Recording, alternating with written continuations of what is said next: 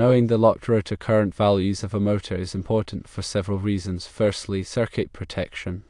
Locked rotor current is the highest current drawn by the motor during starting. It is used to determine the appropriate circuit protection device, whether that's a breaker or a fuse, to prevent overcurrent damage to the motor and the electrical system. In the example, the locked rotor current is 98.5 amps. Secondly, overload protection. Locked rotor current is used to set overload protection devices to prevent extended overload conditions during starting. Overload protection devices trip at the specified multiple of the full load current, which is typically 250% for motors. In the example, with a full load current of 34 amps, the overload protection device should be set at 85 amps, which is 34 amps multiplied by 250%. Thirdly, sizing of electrical components. Locked rotor current helps determine the appropriate size of electrical components such as conductors, switches, and contactors to handle the high starting current. Undersized components can overheat and fail due to the high current demand during starting. Fourthly, starting capability of the circuit. In the case of inverse time breakers, locked rotor current affects the hold-on time during starting. Inverse time breakers have a delay before tripping at high current levels. If the locked rotor current exceeds the breaker's hold-on capacity, the breaker may trip during starting, preventing the motor from operating. Based on the example, the locked rotor current of 98.5 amps exceeds the trip current of the 85 amp breaker, which is 34 amps multiplied by 250%. Therefore, the breaker may trip during starting, as it may not have enough hold-on capacity to withstand the high starting current. To prevent the breaker from tripping, one could use a breaker with a higher hold-on capacity, reduce the starting current by using a starting device such as a soft starter, or increase the motor's voltage to reduce the current demand. Let's delve deeper into each of these aspects, starting with circuit protection. The locked rotor current is a critical parameter when selecting the correct circuit protection for a motor. The National Electrical Code, or NEC, provides guidelines for the maximum allowable overcurrent protection for motor circuits. These guidelines are often expressed as a percentage of the motor's full load current. The specific percentage allowed depends on the type of motor and the type of overcurrent protection device being used. For example, NEC Table 430.52 dictates the maximum rating or setting for motor branch circuit, short circuit, and ground fault protective devices. This table differentiates between various types of protective devices, such as inverse time circuit breakers, fuses, and instantaneous trip breakers. For inverse time circuit breakers, a common choice for motor protection, the maximum allowable rating is typically 250% of the motor's full load current, as seen in the example. However, this value can vary based on the motor's design and application. When selecting a breaker, it's essential to consult NEC Table 430.52 and any relevant manufacturer's data to ensure that the chosen breaker can handle the motor's locked rotor current without nuisance tripping during startup, while still providing adequate protection against short circuits and ground faults. The locked rotor current is also crucial for setting overload protection devices. Overload protection is designed to protect the motor from overheating due to prolonged overcurrent conditions, which can occur during starting, running, or stalled rotor conditions.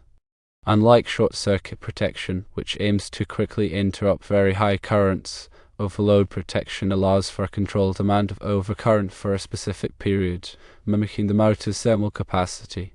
Overload relays, which are the most common type of overload protection, are designed to trip at a specified multiple of the motor's full load current. This multiple is typically lower than the allowable percentage for short circuit protection, as the goal is to prevent long-term overheating, not instantaneous damage. NEC Section 430.32 provides guidance on selecting overload protection for motors. It specifies the maximum allowable percentage of the motor's full load current at which the overload relay should trip. For motors with a service factor of 1.15 or higher, or a temperature rise of 40 degrees Celsius or less, the overload relay is typically set at no more than 125% of the motor's full load current. For all other motors, the overload relay is typically set at no more than 115% of the motor's full load current. When setting the overload relay, it's essential to consider the motor's thermal characteristics and the application's duty cycle. The Locked-Rotor current plays a role in this process, as it represents the maximum current the motor will draw during starting, and the overload relay must be able to withstand this current for the duration of the starting period without tripping. The Locked-Rotor current is a key factor in determining the appropriate size of various electrical components in the motor circuit. This includes conductors, switches, contactors, and other devices that carry the motor's current. Undersized components can overheat and fail due to the high current demand during starting, leading to equipment damage and potential safety hazards. Conductors must be sized to handle the motor's full load current, as well as the Locked-Rotor current during starting.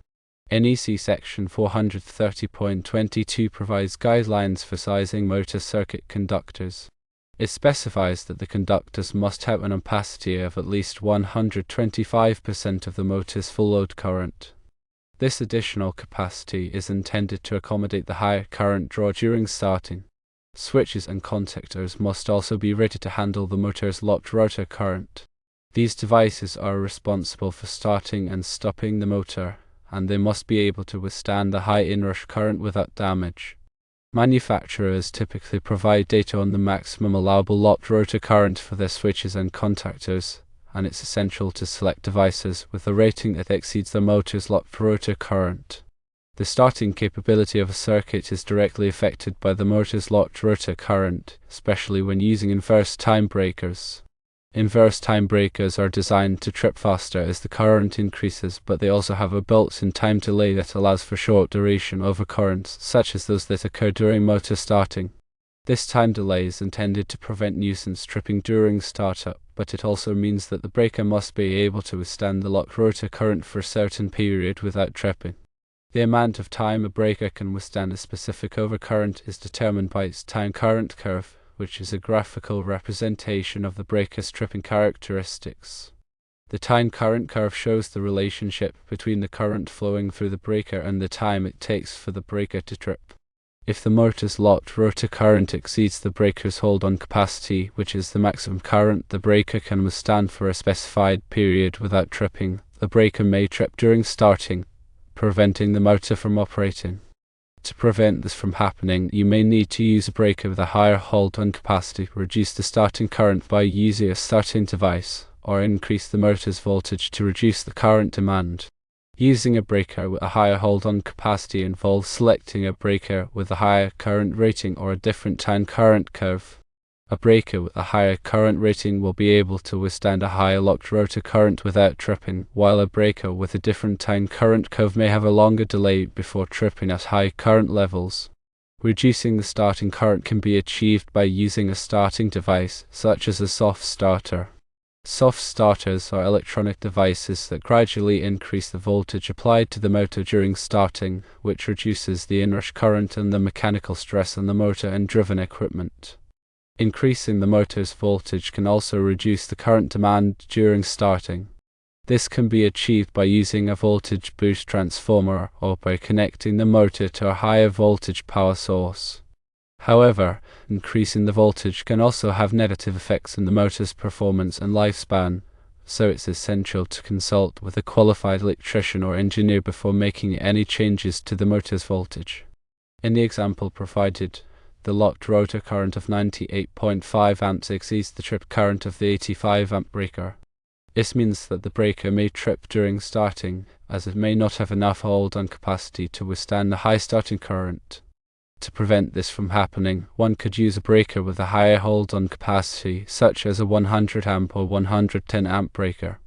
Alternatively, one could reduce the starting current by using a soft starter.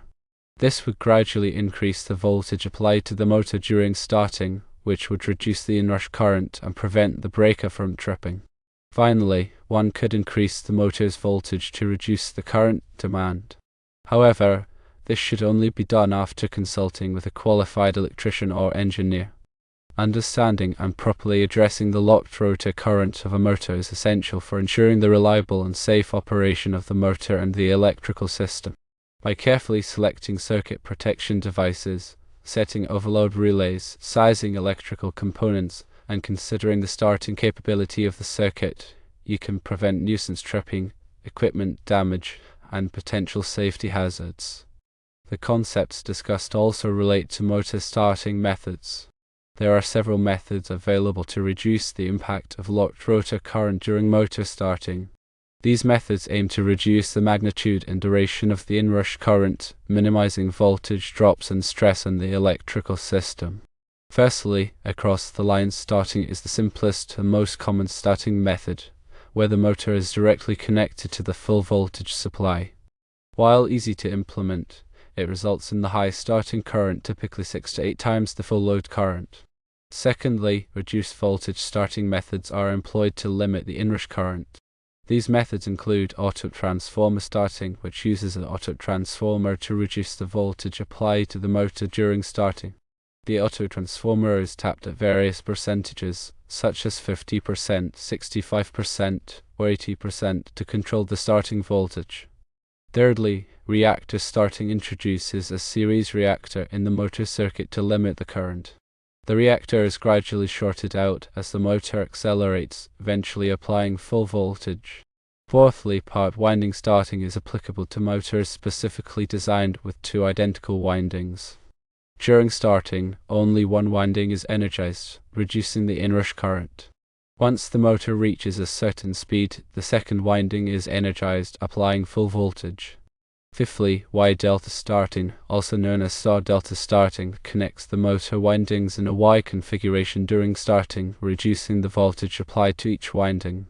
Once the motor reaches a certain speed, the windings are reconnected in a delta configuration, applying full voltage. Sixthly, soft starters utilize solid-state devices such as silicon-controlled rectifiers, or SCRs, to gradually increase the voltage applied to the motor during starting. This provides smooth acceleration and reduces the inrush current. Seventhly, variable frequency drives, or VFDs, offer the most sophisticated motor control. The VFD regulate both the voltage and frequency supplied to the motor, allowing for precise speed and torque control. During starting, the VFD gradually increases the frequency and voltage, minimizing the inrush current and providing smooth acceleration. The choice of starting method depends on various factors, including the motor size, application requirements, and the capacity of the electrical system. Reduced voltage starting methods are typically used for larger motors or applications where voltage dips during starting are a concern. Soft starters on VFD offer the most advanced control and are often used in applications requiring precise speed and torque control. Furthermore, motor codes and standards provide valuable information for understanding and applying locked rotor current data. Motor codes, such as those established by the National Electrical Manufacturers Association, or NEMA, define standard motor characteristics, including locked rotor current. NEMA codes are used to classify motors based on their inrush current characteristics. Motors with a low NEMA code, such as code A, typically have a higher locked rotor current than motors with a higher NEMA code, such as code H. Standards, such as those published by the Institute of Electrical and Electronics Engineers, or IEE, provide guidance on motor testing and performance evaluation. These standards outline procedures for measuring locked rotor current and other motor parameters. Consulting NEMA codes and IEE standards can help you select the appropriate motor for your application and ensure that the motor's locked rotor current is within acceptable limits. In addition to the above, consider the impact of locked rotor current on the overall power system. The high inrush current associated with motor starting can cause voltage dips in the power system, which can affect the performance of other equipment connected to the same system. Voltage dips can cause lights to flicker, computers to malfunction, and sensitive electronic equipment to shut down. To mitigate the impact of locked rotor current on the power system, several measures can be taken. Firstly, increase the size of the service conductors to reduce the voltage drop during starting. Secondly, use a dedicated transformer for the motor circuit to isolate it from other sensitive loads. Thirdly, install power factor correction capacitors to improve the power factor and reduce the voltage drop. Fourthly, use a starting device such as a soft starter or VFD to reduce the inrush current. Fifthly, coordinate the motor's starting sequence to avoid starting multiple motors simultaneously. Consider the effects of motor starting on generators. In applications where motors are powered by generators, the Locked-Rotor current can have a significant impact on generator performance. The sudden increase in current during motor starting can cause the generator voltage and frequency to drop, which can affect the stability of the system. To mitigate the impact of Locked-Rotor current on generators, several measures can be taken. Firstly, select a generator with sufficient capacity to handle the motor's Locked-Rotor current. Secondly, use a starting device such as a soft starter or VFD to reduce the inrush current. Thirdly, provide adequate damping in the generator control system to stabilize the voltage and frequency during motor starting. Fourthly, coordinate the motor starting sequence to avoid starting multiple motors simultaneously. The Locked-Rotor current is an essential parameter to consider when designing, installing, and operating motor systems. By understanding the implications of Locked-Rotor current and implementing appropriate mitigation measures, you can ensure the reliable and safe operation of your equipment.